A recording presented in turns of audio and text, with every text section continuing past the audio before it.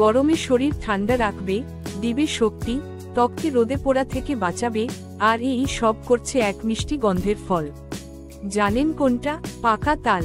পাকা তাল বাংলার বর্ষাকালীন সোনা।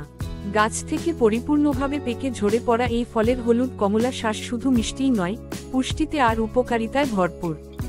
বিজ্ঞানীরা Indian journal of traditional knowledge 2018 এ দেখিয়েছেন, পাকা তালের শ্বাসে আছে অ্যান্টিঅক্সিডেন্ট ফ্ল্যাভোনয়েড ও পলিফেনল, যা ত্বকের সানবার্ন কমাতে এবং ডায়াবেটিসের প্রাথমিক পর্যায়ে শর্করা নিয়ন্ত্রণে সহায়ক হতে পারে।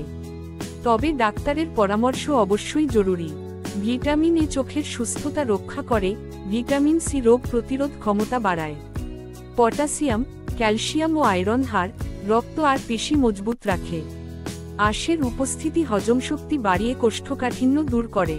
শুধু শ্বাস নয়, পাকা তাল থেকে তৈরি হয় ফুরুলি, রুটি আর নানা রকম পিঠা।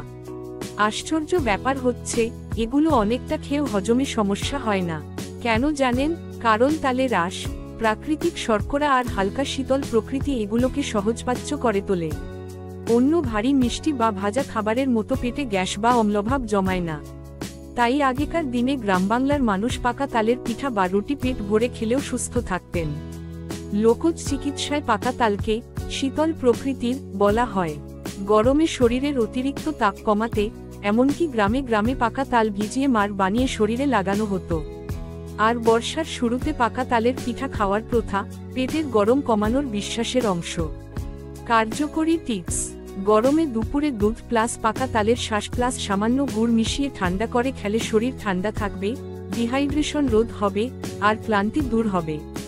Journal of food science and technology 2015 এর মতে, এই মিশ্রণে প্রাকৃতিক শর্করা ও ইলেকট্রোলাইটের ভারসাম্য থাকে।